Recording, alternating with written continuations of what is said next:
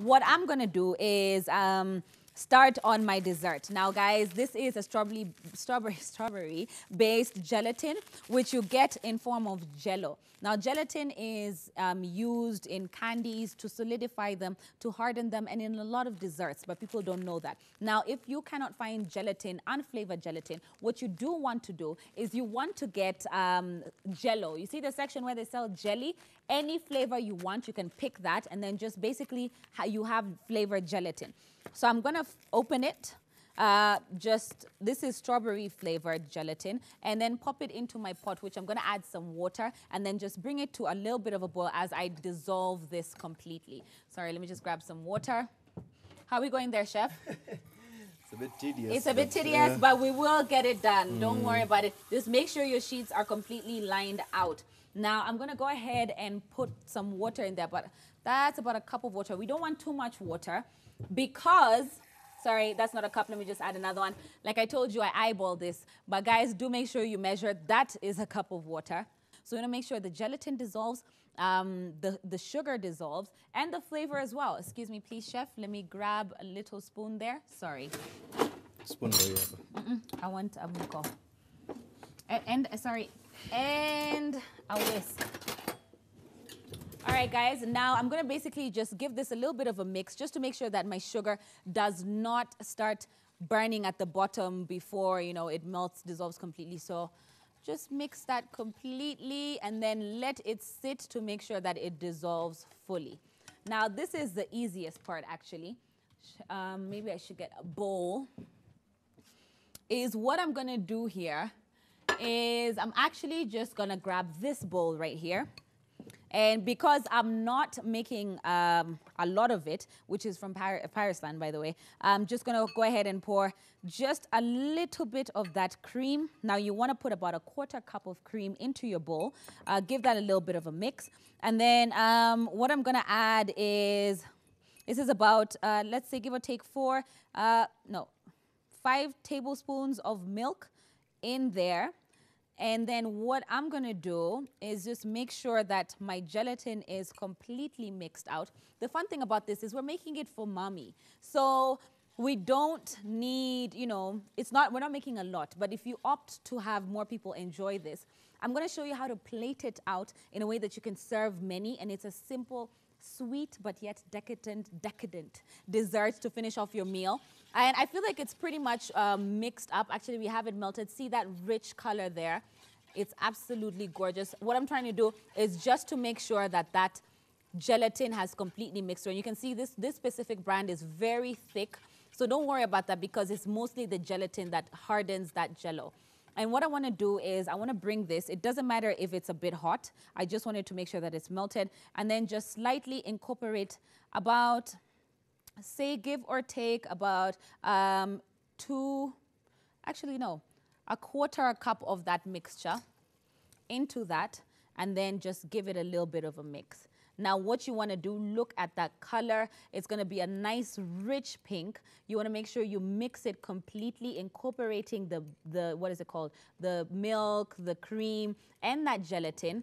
Incorporating it completely. And what you want to do is just pop this into the fridge for a few minutes and then take it out. So you want it to set.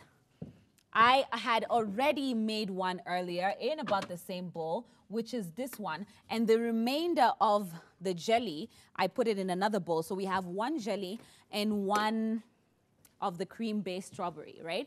And what I'm going to do is I want to puree because we said that plating is important. It's Mother's Day. We want to make sure it looks special. And pop this into the microwave, of course, using our pneumatic microwave, which I'll basically just put a quick start. Sorry, I'm going to make sure that this is shut.